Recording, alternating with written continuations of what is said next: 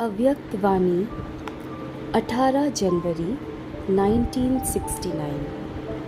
पिताश्री के अव्यक्त होने के बाद गुलजार बहन द्वारा अव्यक्त वतन से प्राप्त दिव्य संदेश। तन और मन की हलचल को समाप्त कर देही अभिमानी बनो। आज हम वतन में गए तो शिव बाबा बोले, साकार ब्रह्मा की आत्मा में आदि से अंत तक 84 जन्मों के चक्र लगाने के संस्कार हैं, जो आज भी वतन से चक्र लगाने गए थे। जैसे साइंस वाले रॉकेट द्वारा चंद्रमा तक पहुँचे और जितना चंद्रमा के नज़दीक पहुँचते गए उतना इस धरती की आकर्षण से दूर होते गए। पृथ्वी की आकर्षण खत्म हो गई। वहाँ पहुँचने पर बहुत हल्कापन महसूस होता है। जैसे तुम बच्चे जब सूक्ष्म वतन में आते हो तो स्थूल आकर्षण खत्म हो जाती है, तो वहाँ भी धरती की आकर्षण नहीं रहती है। यह है ध्यान द्वारा और वह है साइंस द्वारा। और भी एक अंतर बाप दादा सुना रहे थे कि वह लोग जब रॉकेट में चलते हैं तो लौटने का कनेक्शन नीचे वालों से होता है, लेकिन यहाँ तो जब चाहे जैसे चाहे अपने हाथ में है। इसके बाद बाबा ने एक दृश्य दिखाया। लाइट की बहुत बड़ी ऊंची पहाड़ी थी। उस पहाड़ी के नीचे शक्ति सेना और पांडव दल था। ऊपर में बाप दादा खड़े थे। इसके बाद बहुत भीड़ हो गई। हम सभी वहाँ खड़े ऐसे लग रहे थे जैसे साकारी नहीं, लेकिन मंदिर के साक्षात्कार मूर्त खड़े हैं। सभी ऊपर देखने की कोशिश कर रहे थे, लेकिन ऊपर देख नहीं सके। जैसे सभी बहुत तरस रहे थे। फिर थोड़ी देर में एक आकाशवाणी की तरह आवाज़ आई कि शक्तियों और पांडवों द्वारा ही कल्याण होना है। उस समय हम सबके चेहरे पर बहुत ही रहमदिल का भाव था। उसके बाद फिर कई लोगों को शक्तियों और पांडवों के अव्यक्त ब्रह्मा का साक्षात्कार, शिव बाबा का साक्षात्कार होने लगा। फिर तो वह सीन देखने की थी।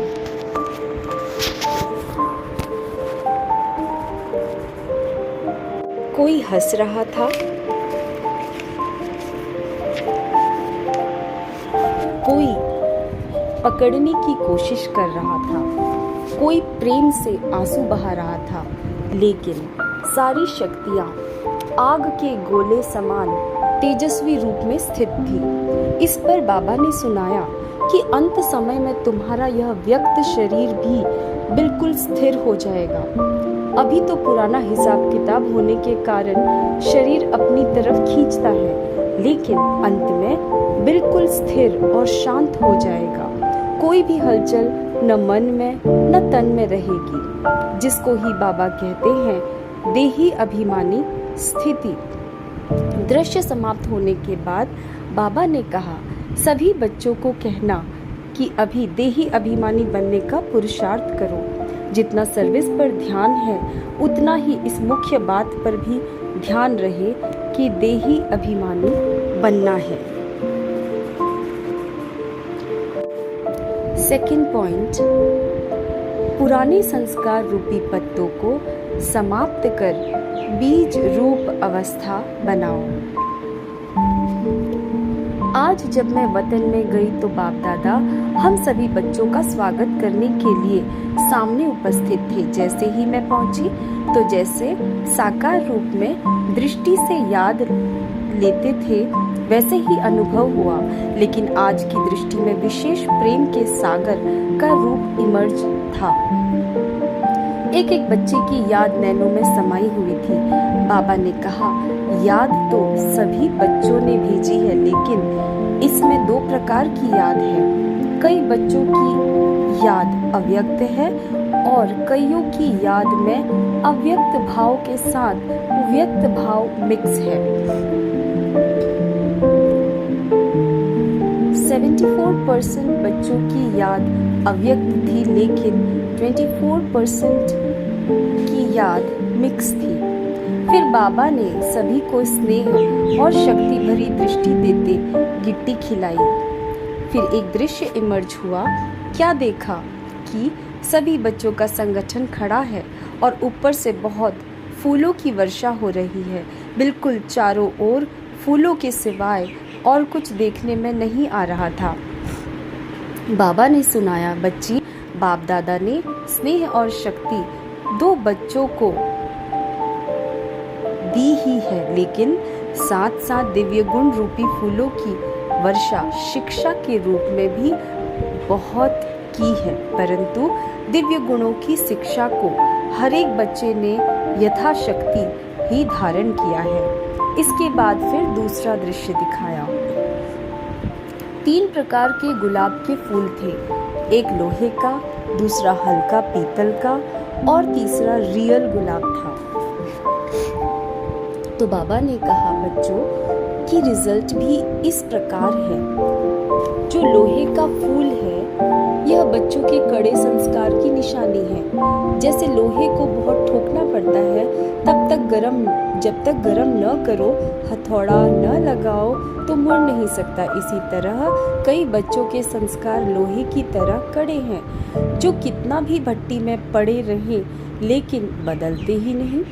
दूसरे वे हैं जो मोड़ने से व मेहनत से कुछ बदलते हैं।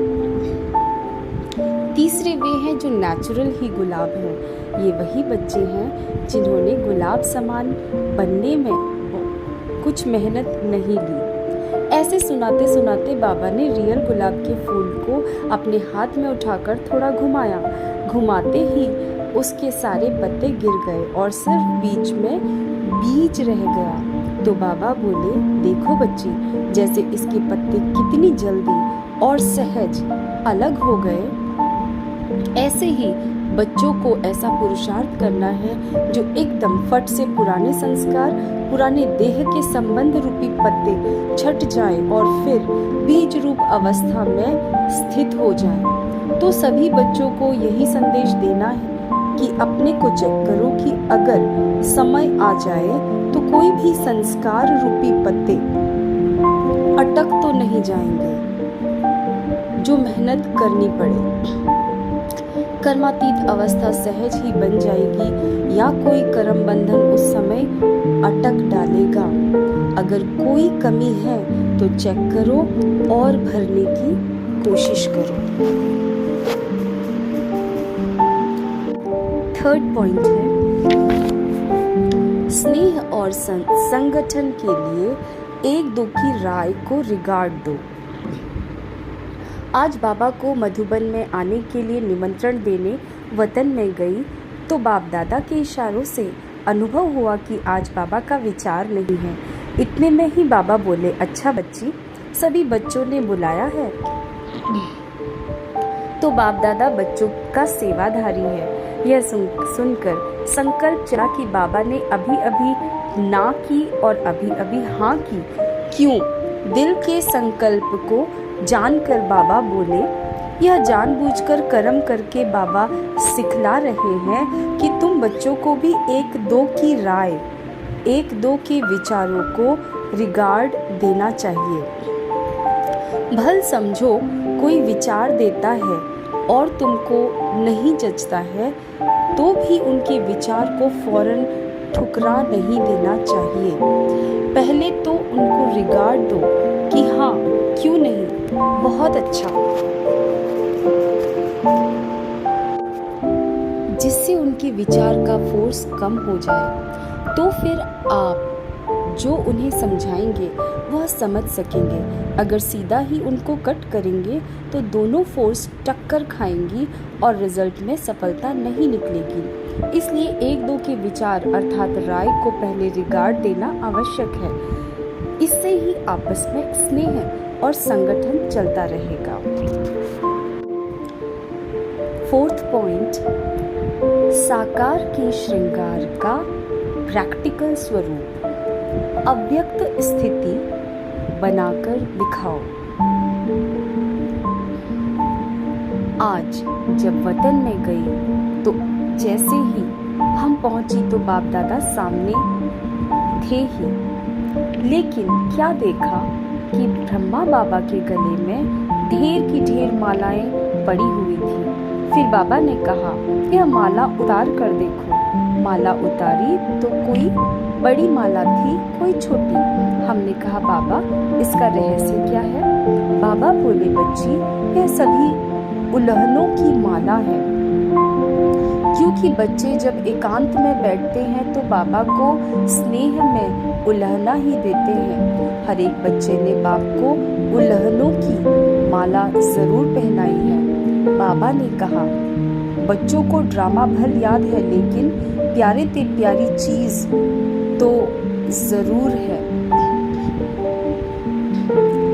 तो अचानक ड्रामा को वायु वंडरफुल देख हर एक बच्चा दिल ही दिल में उल्हाना देते रहते हैं। यूं तो ज्ञान बच्चों को है, लेकिन ज्ञान के साथ प्रेम या स्नेह भी है, इसलिए इन उल्हनों को गलत नहीं कहेंगे। फिर हमने पूछा, बाबा आपने इसका रिस्पॉन्ड क्या दिया? तो बाबा बोले, जैसा बच्चा वैसा रिस्पॉन्ड। बाबा ने कहा, मैं भी रिस्पॉन्ड में बच्चों को उल्हनों की माला ही पहनाता हूँ। वह कौन सी? फिर बाबा ने सुनाया। जो बाप की आश बच्चों में थी, वह साकार रूप में बाप को नहीं दिखलाई, जो अब अव्यक्त रूप में दिखलानी है। बाबा ने कहा, यह उल्हना की मीठी रूह रूहान है। यह भी एक खेलपाल बच्चों का है। साकार रूप में जो बाप दादा ने श्रृंगार कराया, वह अब अव्यक्त वतन में बाप दादा देखेंगे। यह सीन पूरी हो गई। फिर भोग स्वीकार कराया। फिर मैंने बाबा से पूछा, बाबा आप सारा दिन वतन में क्या करते हो? बाबा ने कहा, चलो मैं तुमको वतन का म्यूजियम दिखलाऊं। तुम तो म्यूजियम बनाने के पहले प्लान बनाते हो, बाबा का म्यूजियम तो 1 सेकंड में तैयार हो जाता है।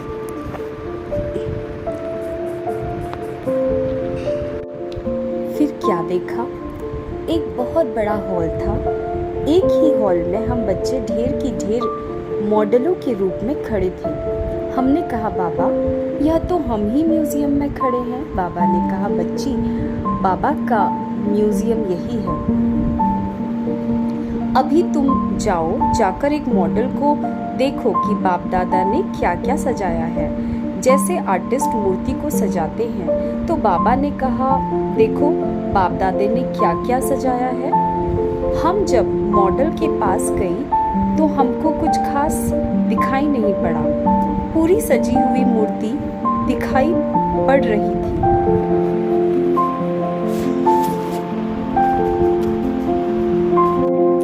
बाबा ने कहा, जो मोटा श्रृंगार है वह तो साकार में ही बच्चों का करके आए हैं, परंतु अब अव्यक्त रूप में क्या सजा रहे हैं। सभी श्रृंगार तो हैं, जेवर भी है, परंतु जेवर के बीच में नग लगा रहे हैं। बाबा के कहने के बाद कोई कोई में जैसे एक्स्ट्रा नग दिखाई पड़े। बाबा ने कहा, बच्चों के प्रति मुख्य शिक्षा यही है कि अव्यक्ति स्थिति में स्थित रहकर व्यक्त भाव में आओ। जब एकांत में बैठते हैं तो अव्यक्त स्थिति रहती है, लेकिन व्यक्त में रहकर अव्यक्त भाव में स्थित रहें, वह मिस कर लेते हैं। इसलिए एक रस कर्मातीत स्थिति का जो नग है वह कम है। तो जिसके जीवन में जो कमी देखता हूँ वह सजा रहा हूँ। जैसे साकार रूप में यह कार्य करता था, वही फिर अव्यक्त रूप में करता हूँ। तो बच्चों से जाकर पूछना कि सारे दिन में जैसे बाप बच्चों को सजाते हैं, ऐसे बच्चों को भासना आती है।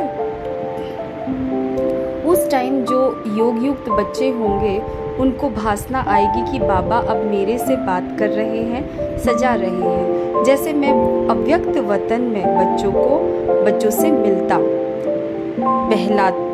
बहलता रहता हूँ। अव्यक्त रूप वाले बच्चे यह अनुभव कर सकते हैं। मैं भी खास समय पर खास बच्चों को याद करता हूँ। ऐसी टचिंग बच्चों को होती ही होगी। मैंने कहा, बाबा, आप सभी को अव्यक्त वतन में क्यों नहीं बुला लेते? यहाँ ही बड़ा सेंटर खोल दो। अभी तो सभी बच्चे उपराम हो गए हैं। बाबा ने कहा, यह उपराम अवस्था होनी ही चाहिए, हमेशा तैयार रहना चाहिए। यह भी याद की यात्रा को बल मिलता है। यह उपराम अवस्था सहज याद का तरीका है। अब बच्चों को कहना, ज़्यादा समय नहीं है, बाबा कभी भी किसको बुला लेंगे। 5th पॉइंट है, साकार में रहते भी लाइट माइट रूप बनने के लिए अंतर्मुखी रहो।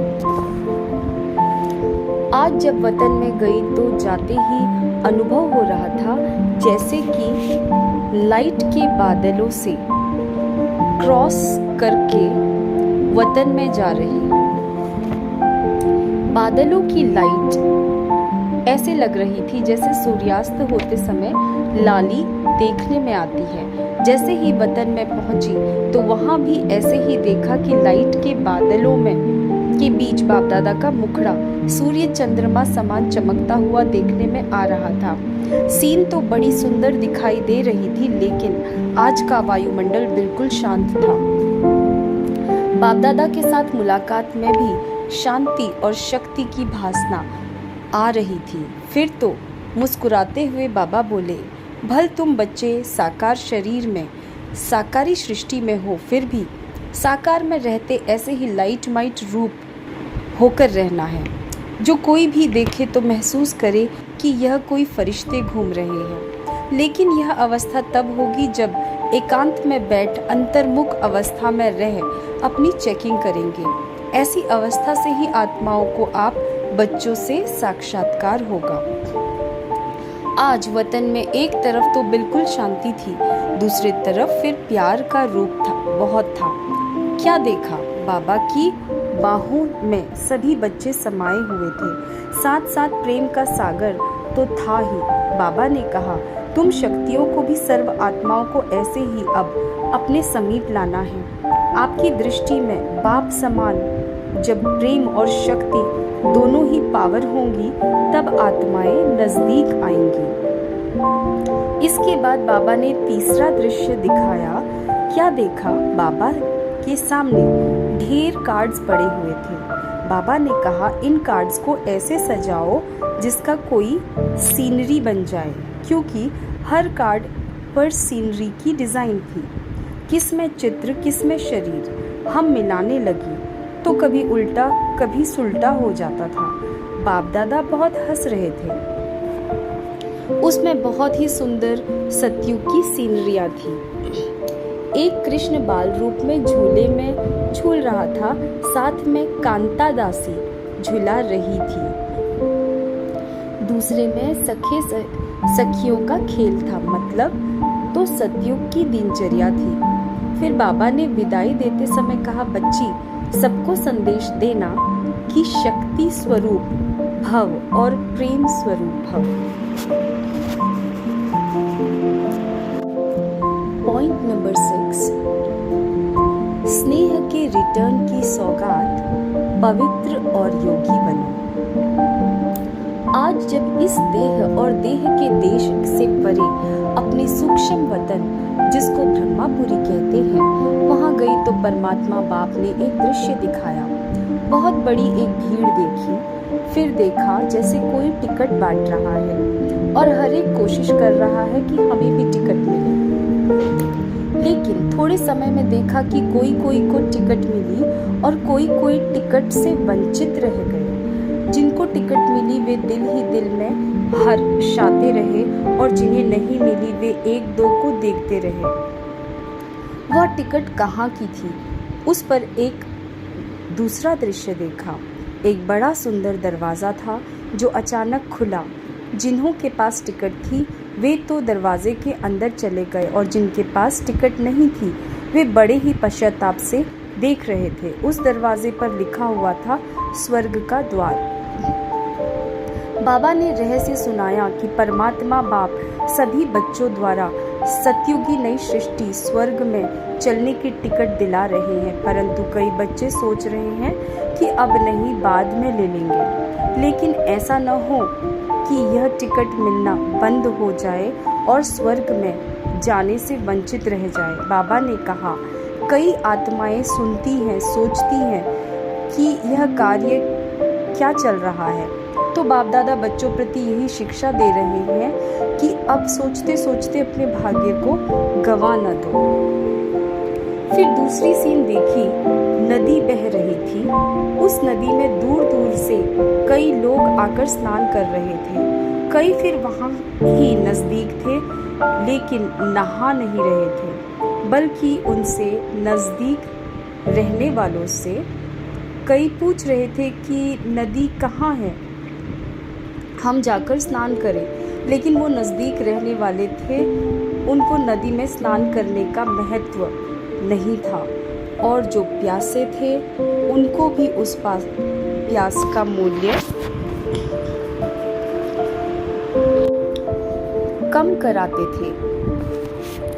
फिर बाबा ने कहा, बच्ची, यह जो ज्ञान गंगा है, ज्ञान के नज़दीक वाले आबू निवासी हैं। दूर दूर से आकर तो इसमें स्नान करते हैं, लेकिन यहाँ वाले इस महत्व को न जान उनको दूर वालों को टालते हैं। तो कहा, ऐसे न हो कि इस भूल में रह जाएं। इसलिए बाप दादा के सब बच्चे हैं, भल आज्ञाकारी बच्चे नहीं हैं, फिर भी बच्चे तो बाबा को प्रिय हैं। तो बच्चों को बाबा शिक्षा देते हैं कि यह अमूल्य समय जो ज्ञान गंगा में नहाने को मिल रहा है वह कभी गवा न देना। फिर थोड़े समय में देखा कि कईयों ने तो स्नान किया, कईयों ने जल को भरकर रखा, लेकिन कुछ समय के बाद नदी ने रास्ता पलटा दिया। जिन्होंने न नहाया न भरकर रखा, वे औरों से एक एक बूंद मांग रहे थे, तड़प रहे थे। तो बाबा ने कहा, यह समय अभी आने वाला है। फिर बाबा ने सभी बच्चों के प्रति एक महामंत्र की सौगात दी। बाबा बोले, एक तो मुझ परम पिता की याद में रहो और अपने जीवन को पवित्र और योगी बनाओ।